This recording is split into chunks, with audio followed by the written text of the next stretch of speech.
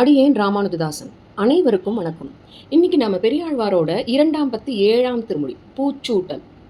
கண்ணன் எம்பெருமானுக்கு பலவித பூக்களால் அலங்கரிக்க ஆசை கொண்ட யசோதை கண்ணனை அழைக்கும்படியாக பெரியாழ்வார் தமது அடுத்த 10 பாசுரங்களில் அவனது லீலைகளை சேர்த்து பாடியதை நாமும் பாட அனுபவிக்கலாமா? ஆனிரை மேய்க்க நீ போதி அருமருந்தாவது அறியாய் காணகயமெல்லாம் திரிந்து உன் கரிய திருமேனி வாட பானையர் பாலை பருகி பற்றாதார் எல்லாம் சிரிப்ப தேனில் இறிய பிரானே செண்பகப்பூச்சூட்ட வாராய். பசுக்களை மேய்க்கும் பொருட்டு உன் அழகிய கரிய திருமேனி வாட காட்டில் அலைந்து திரைந்து வருகிறாய். பிறவி என்னும் நோயை போக்கும் அரிய அற்புதமான மருந்து நீ என்பதை கூட நீ அறியாய் போலும். உன்னை பகைவர்கள் பரிகாசம் செய்யும்படி இப்பானையில் உள்ள பச்சை பாலை அருந்துகிறாய். தேனை விட இனிமையானவனே, செண்பகப்பூவை சூட்டிக்கொள்ள வருவாயாக. கருவுடை மேகங்கள் கண்டால் உன்னை கண்டால் ஒக்கும் கண்கள் உருவுடையாய் உலகு ஏழும் உண்டாக வந்து பிறந்தாய். திருவுடையாள் மணவாளா திருவரங்கத்தே கிடந்தாய். மருவி மனம் கமழ்கின்ற மல்லிகை பூச்சூட்டவாராய்.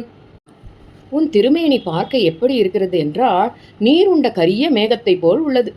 7 உலகமும் உய்வதற்காக அவதரித்தவனே, சகல ஐஸ்வர்யத்துக்கும் அதிபரியான மகாலட்சுமியின் நாயகனே, ஸ்ரீரங்கத்தில் சயனித்திருப்பவனே, இடைவிடாது நறுமணம் வீசும் மல்லிகை பூவை சூட்டிக்கொள்ள வருவாய்.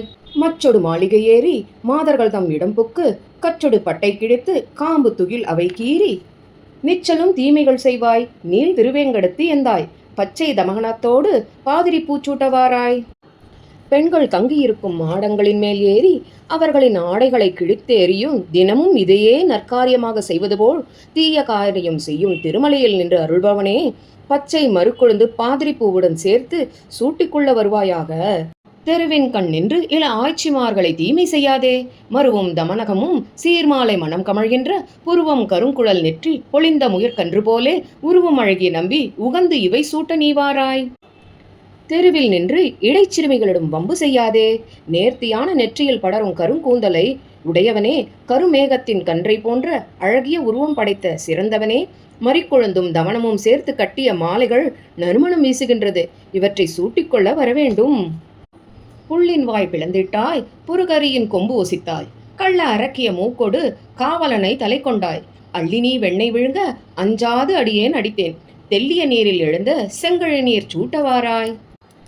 கொக்கு வடிவத்தில் வந்த பகாசுரனை வாயை கிழித்து கொன்றும், யுத்தம் செய்யும் பொருட்டு வந்த குவலையாபீடம் என்கிற யானையின் தந்தத்தை பறித்து கொன்றும், அன்று ராமாவதாரத்தில் அரக்கி சூர்பனகியின் மூக்கை அறுத்தும் அவளுக்கு பாதுகாப்பாயிருந்த ராவணனின் தலையை துண்டித்தவனுமான வெண்ணையை அள்ளி தின்றபொழுது உன் பெருமை தெரியாததால் பயமின்றி உனக்கு பழி வந்துவிடுமே என்றெண்ணி உன்னை அடித்துவிட்டேன். என்னை மன்னித்து தெளிந்த நீரில் பூத்த தாமரை பூவை சூட்டிக்கொள்ள வருவாயாக.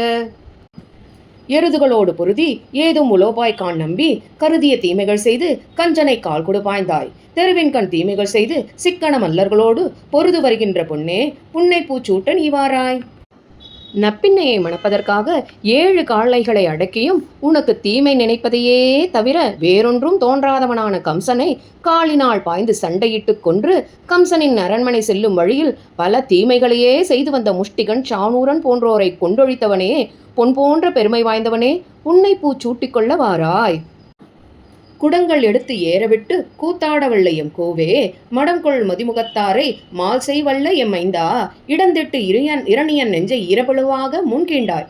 குடந்தை கிடந்த எம் கோவே, குறுக்கத்தி பூச்சூட்டவாராய்.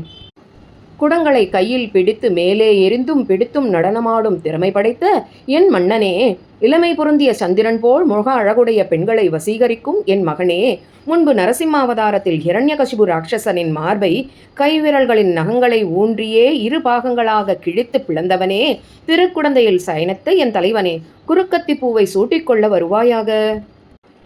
சீமாளிகன் அவனோடு தோழமை கொள்ளவும் வல்லாய். சாமாறு அவனை நீ எண்ணி சக்கரத்தால் தலை கொண்டாய். ஆமாறு அறியும் பிரானே, அணி அரங்கத்தே கிடந்தாய். ஏமாற்றம் என்னை தவிர்த்தாய், இருவாட்சி பூச்சூட்ட வாராய்.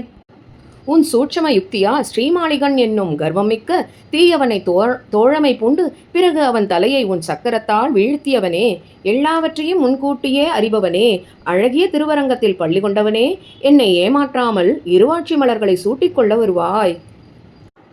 அண்டத்து அமரர்கள் சூழ அத்தானியுள் அங்கு இருந்தாய். தொண்டர்கள் நெஞ்சில் உறைவாய். தூமலராள் மணவாளா, உண்டிட்டு உலகினை 7 ஓர் ஆளிலையர் துயிர் கொண்டாய். கண்டு நான் உன்னை உகக்க கருமுகை பூச்சூட்டவாராய். தேவர்கள் உன்னை சூழ அவர்கள் உன்னை அருகில் சேவிக்கும்படி பரமபதத்தில் அமர்ந்திருப்பவனே, அதற்கும் மேல் உன் பக்தர்களின் ஹிருதயத்தில் குடிகொண்டிருப்பவனே, தூய்மையான மலரில் வீற்றிருப்பவளான லக்ஷ்மியின் நாதனே, பிரளய காலத்தில் 7 உலகையும் உண்டு ஓர் ஆளிலே யோக நித்திரையில் ஆழ்ந்திருப்பவனே, நான் பார்க்கும்படியாக இருவாட்சி மலர்களை சூட்டிக்கொள்ள வருவாய். செண்பக மல்லிகையோடு செங்கழநீர் இருவாட்சி எண்பகர் பூவும் குணர்ந்தேன். இன்று இவை சூட்டவா என்று மண்பகர் கொண்டானை ஆய்ச்சி மகிழ்ந்து உரை செய்த இம்மாலை பண்பகர் வெள்ளிப்புத்தூர்கோன் பட்டர்விரான் சொன்ன பத்தே. செண்பகம், மல்லிகை, செங்கழநீர், இருவாட்சி மற்றும் பல பூக்களை கொண்டு வந்துள்ளேன். இவைகளை நீ பூச்சூட வரவேண்டும் என்று மகிழ்ச்சியுடன் யசோதை கண்ணனிடம் உரையாடியதை ஸ்ரீவில்லிபுத்தூரில் அவதரித்தவரான பெரியாழ்வார் அருளிய 10 பாசுரங்களும் பெருமானுக்கு உகந்த ஒரு மாலையே என்று முடிக்கிறார் ஆழ்வார்.